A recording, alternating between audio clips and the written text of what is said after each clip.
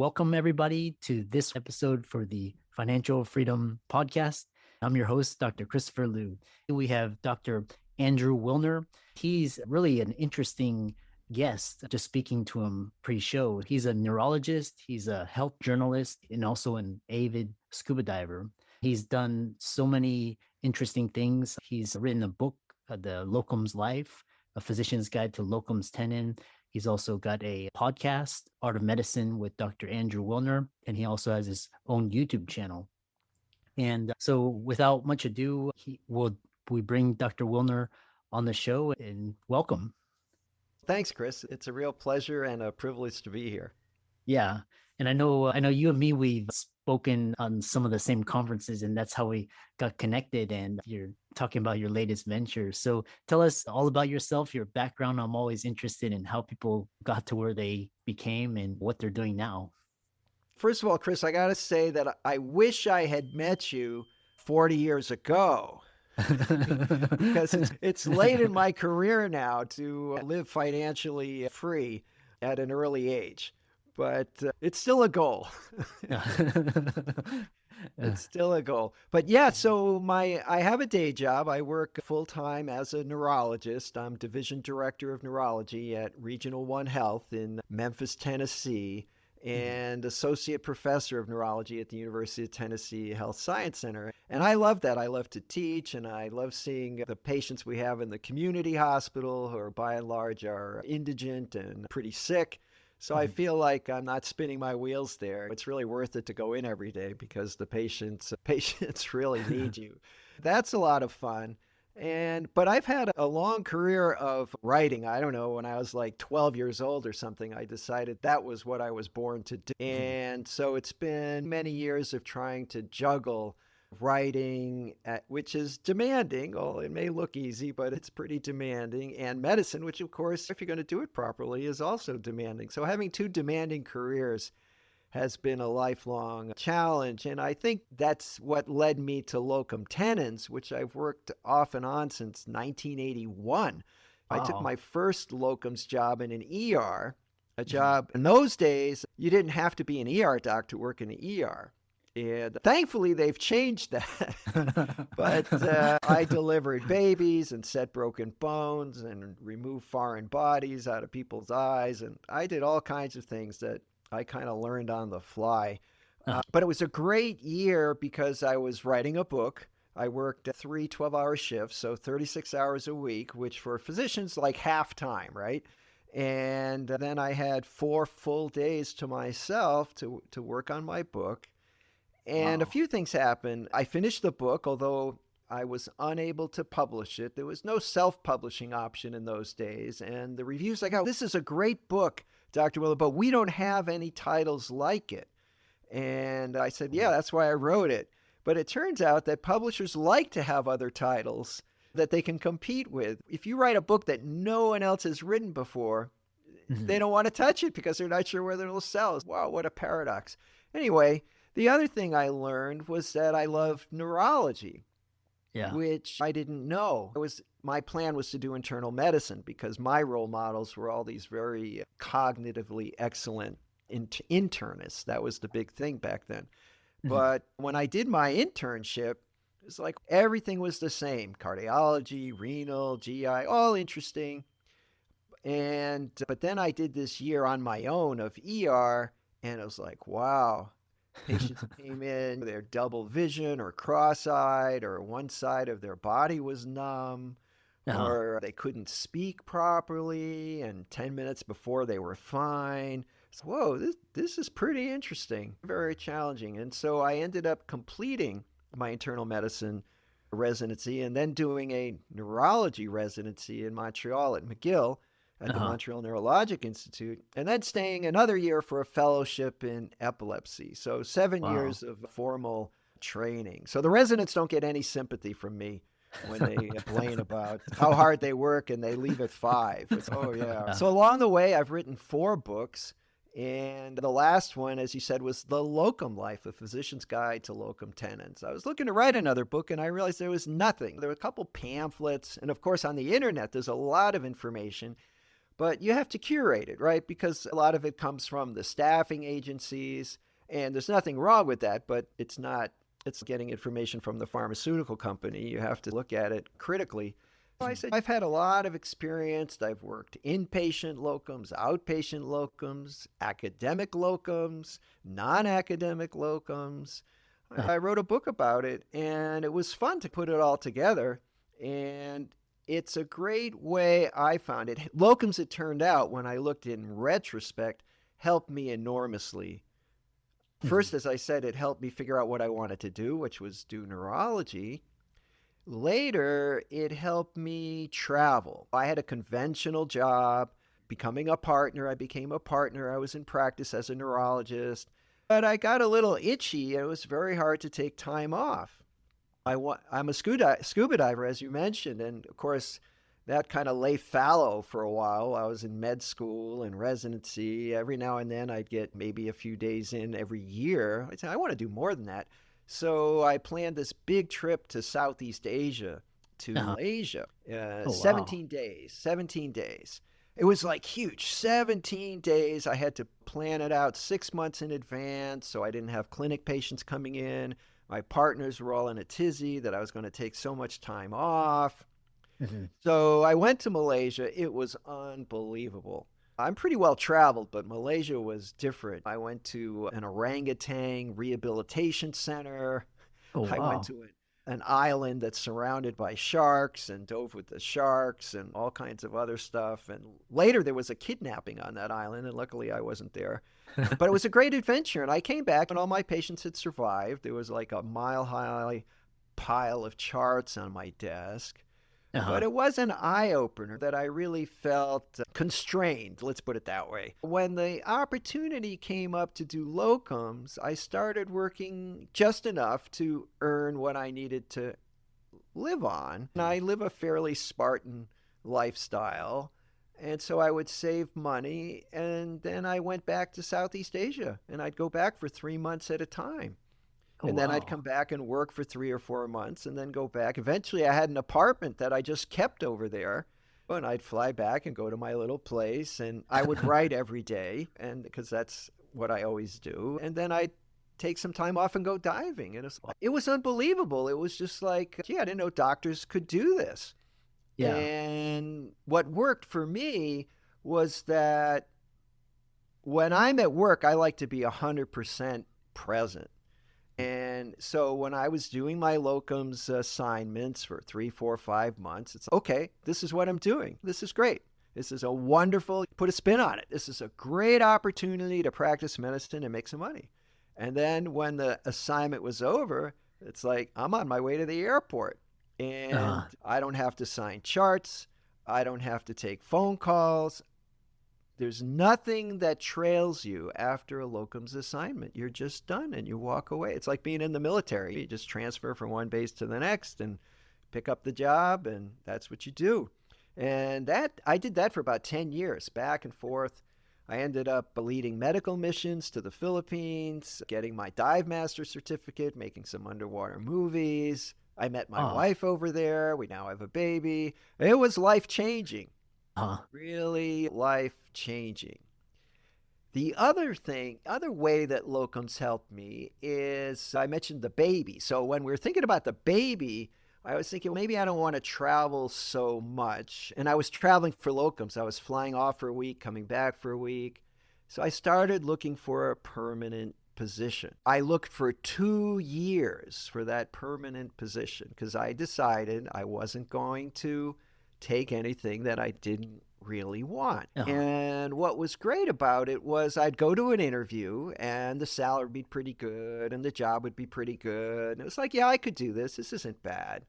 But it's not really what I want. So I would just say no. It's like, I got a great locums gig going. I don't need this. Whereas if I hadn't had the locums kind of fallback position, it's, gee, I better take this job. It's a pretty good one. It's not perfect, but I didn't have to. So I didn't. And then finally, I stumbled on the job I got right now. And it's like, wow, this is just what I'm looking for. It's academic, it's teaching, it's week on, week off. I don't have to travel. Cost of living's not bad. I'm in Memphis, Tennessee. There's a few too many shootings every day. But there's always a downside. But I've moved out in the suburbs where it's a little safer, and I really love the hospital. But of course, they offered me a very low salary. Oh. And so I just said no. No. And 30 years ago, when I entered academics for the first time, they offered me a salary. I said, okay, because I figured that's what the job is. It's like you go to the supermarket and the can of milk is $3.79. You don't say, how about 3.50? I thought as a doc, I was pretty naive then, but I learned. So I just said no. I said, I'm happy doing what I'm doing, and that's not enough for me to give up moving around. And even though it looks like a cool job, I said, you got to do better than that. Give me a call. Mhm. And I was able to walk away. And of course, that's the key to any negotiation is you have to be willing to walk away, right? Mhm. And they always see that in the movies. The guys are bartering. So I go, oh, that's too much. And he walks away. And then the other guy starts chasing after him. We could do a little better. But I didn't mind because I was happy doing locums and it was just fine. Sure enough, about 3 weeks later, I get this phone call. It's a long story, and they offered me just enough to make it worth my while. Locums gives you leverage. It's one of my favorite TV shows, by the way, Leverage. It's just great. And it's rare that you have any leverage in this world. It's nice to have locums. And locums right now, even though I actually do locums presently at the VA, there's a VA 2 blocks from where my regular job is, and they're really seriously understaffed. So sometimes I help them out. It helps them and makes some extra money, and it keeps me in the locums world. But there's such a huge demand. I got a call today. The highest rate I've ever been offered for 1 week on, 1 week off. It was Mhm. pretty tempting. And then I was like, oh, but I already have a job. I don't think it wasn't that high that I was going to quit. Yeah. But and that's the other thing. Every now and then you talk about burnout. I usually have a very good day at work, but every now and then you have a bad day, and my face will just light up. You know what? I can leave. Mhm. No problem. If I really want to, I can leave and I can just get locums positions that will pay me as much, if not more, but Yeah. a little more hassle. You're traveling, you're negotiating new contracts, you're going to new places, new EMRs. Locums, it's still work, right? And whenever there's a lot of first days in locums. Mhm. And as a resident, I'm sure you remember, first day on a new service, you don't really know the rules. And locums is like that, a lot of first days. So I had to work pretty hard on my people skills and flexibility skills. Things Yeah. never go the way you expect. You got to, and if they need you as a locums physician, they're going to pay you all that money. There's a reason. There's a reason. It's because Exactly. it's not the ideal job, or somebody else would be there, or they wouldn't have left. Although I have to say that I was enormously lucky. I worked locum tenens at the Mayo Clinic in Phoenix. It was a wonderful place to work. I learned a lot, and I had fun with the residents, and they were great patients.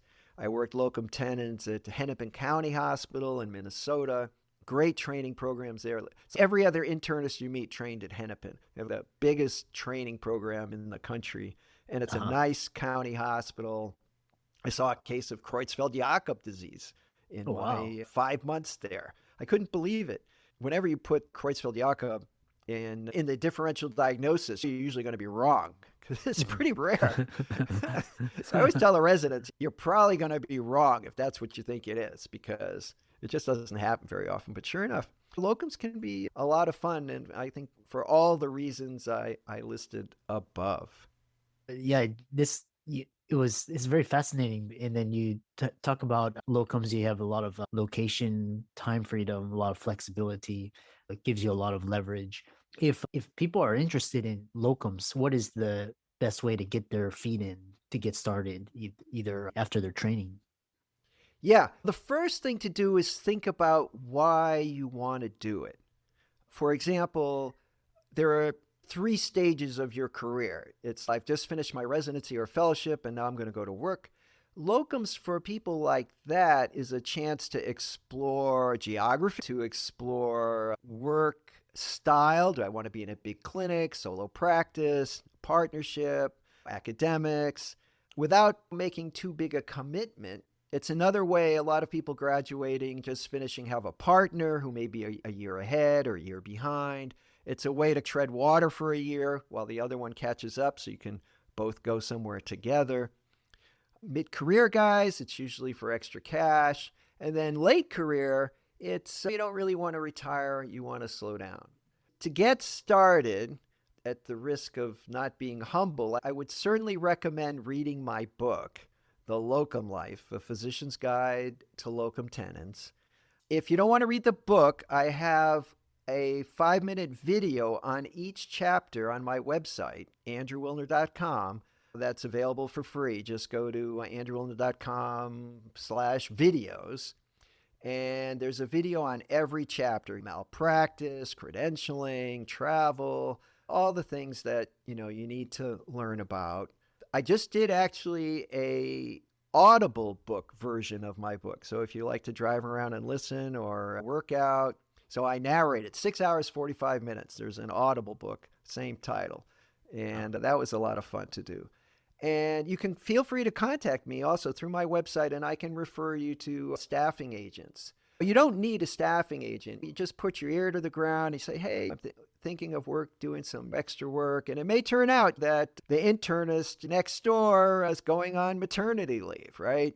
And all of a sudden there's an opening and they'd be glad to have you pick up some shifts. So that's the easy way to do it.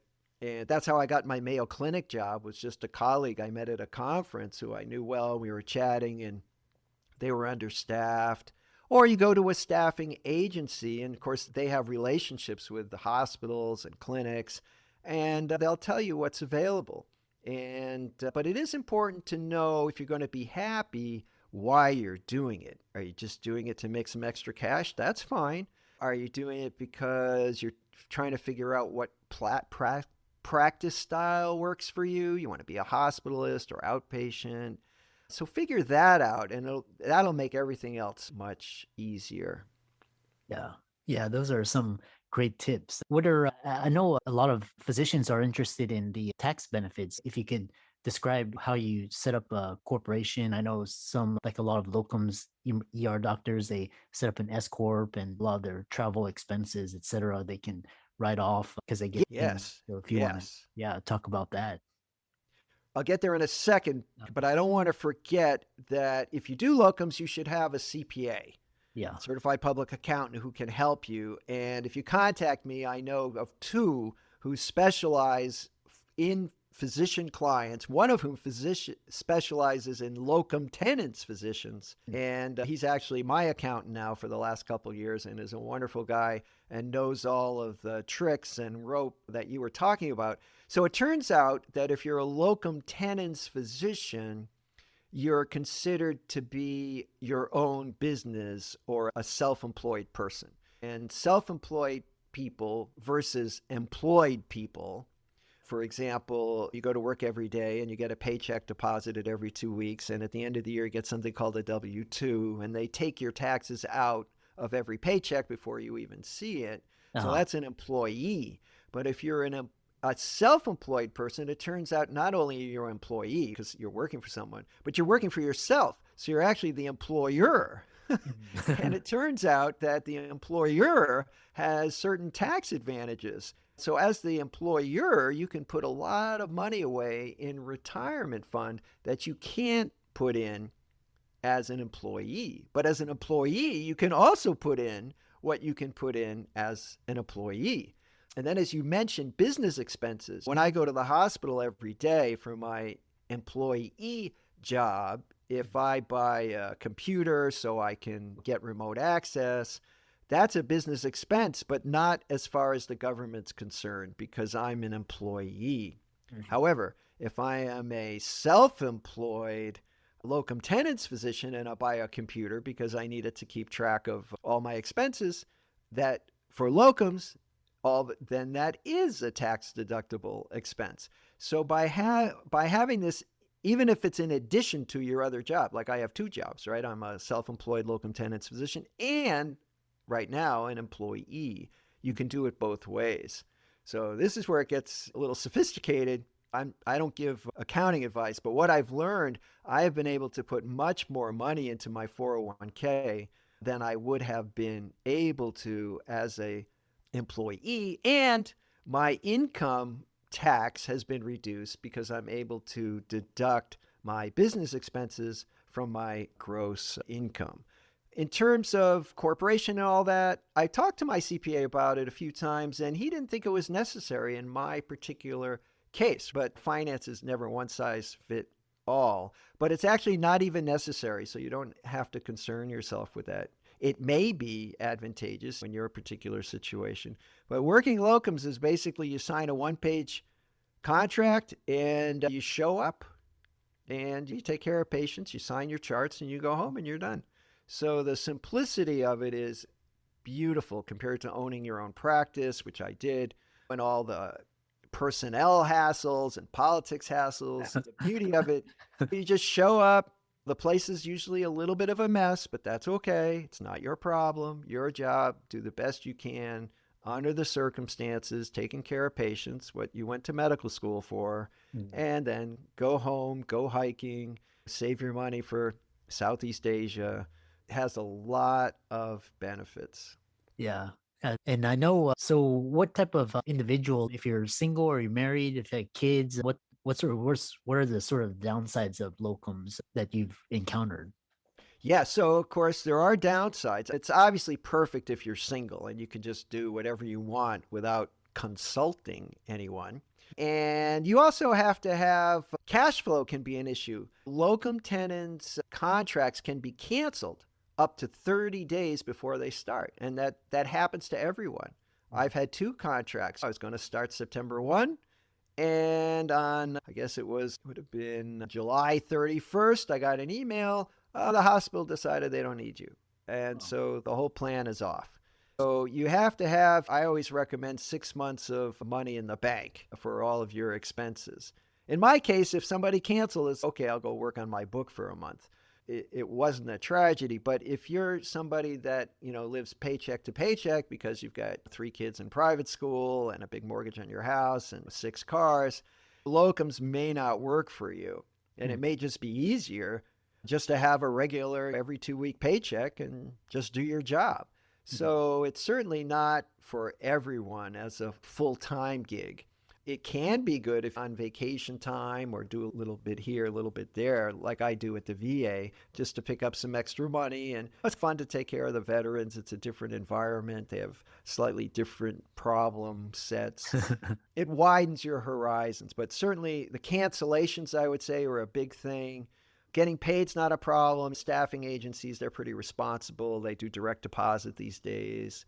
You have to pay quarterly taxes. You got to stay on top of your expenses. And if you're full-time locums, you got to get your own health insurance. Uh-huh. And you don't get any benefits with locums because, as I said, you're the employee and the employer, right? So Yeah. unless your employer gives you benefits, Yeah. which is you're not going to get any. But the only benefit you really need is health insurance, and that's costly. When I was working locums full time, I went through I think it's not the Better Business Bureau, it's one of those local business organizations, and I was able to get a discounted rate as an independent business, the way you would if you had a little shop. But health insurance these days is very expensive, Uh-huh. and you have to budget for that. You Yeah. definitely have to budget for that. Yeah, definitely.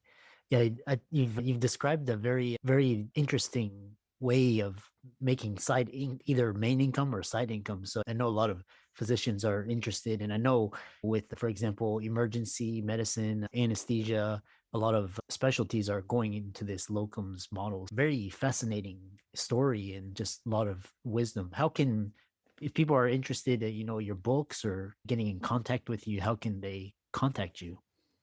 Best way is andrewwilner.com. Of course, the book's on Amazon, Mm. and you can get it at a little lower rate if you get it through my website. And yeah, and I'm happy to answer questions. I take questions all the time. I don't charge anything. I give you 15 minutes. It's great. If that can help your life, I'm a doctor. I like to make people's lives better. Yeah. And if a few words of advice is going to set you in the right direction, I'm happy to provide it. Yeah. Yeah. For all the listeners, we'll put all of Dr. Wilner's advice and all of his resources in the show notes. And any parting words of wisdom before we call it a day? I did forget to mention that I have a podcast, Mm. and I often have guests that discuss locum tenens. That's how the podcast started. It was all about locums, and now I've expanded it. That's the art of medicine. So it's the art of medicine with Dr. Andrew Wilner. You can watch it on YouTube or on your favorite podcast player. It streams every 2 weeks. We're up to episode 50 something now. It's a lot of fun. It's about 20 minutes, and I have really interesting guests. And every now and then we have a locums person. So that's something to check out too. Awesome. Thanks so much. And we look forward to having you on the podcast again as a future guest or even for a master class. So thanks so much, and we'll see you next time. Oh, it's been a lot of fun, Chris. Thank you.